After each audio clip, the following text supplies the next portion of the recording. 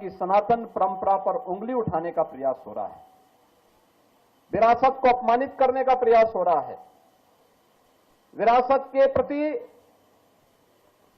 समाज की दृष्टि को कमतर करने का कुत्सित प्रयास हो रहा है।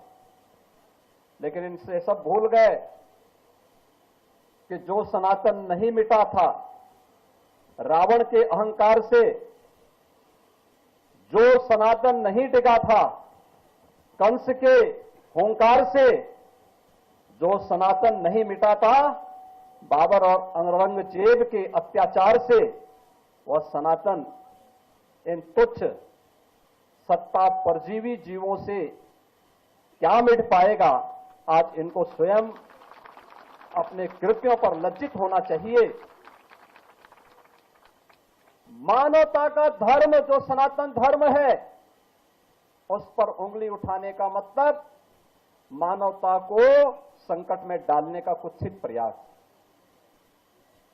याद करिए, दुनिया की कौन सा ऐसा मत, मजहब और संप्रदाय है जिसको उसके संकट के समय पलक पावड़े बिछा करके उसके स्वागत के लिए सनातन धर्मावलंबियों ने उनकी सुरक्षा और उनके संरक्षण का कार्य न किया हो। हमने कभी नहीं कहा कि हम विशिष्ट हैं।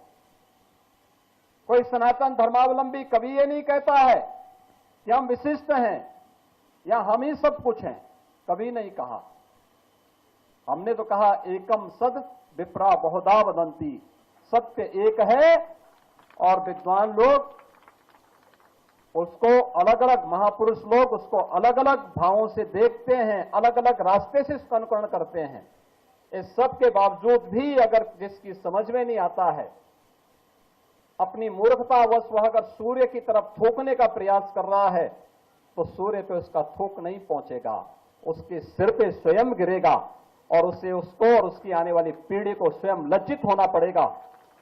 हमें भारत की परंपरा पर गौरव की अनुभूति करनी चाहिए। दुनिया को मानवीय कल्याण के मार्ग पर चलने वाली, प्रेरणा देने वाले सनातन धर्म की परंपरा पर गौरव की अनुभूति करनी चाहिए। ये भारत की राष्ट्रीयता का प्रतीक है, भारत को एक नई प्रेरणा देने का माध्यम है, दुनिया के अंदर मानवता के कल्याण का मार्ग प्रशस्त करने वाला माध्यम बनता है।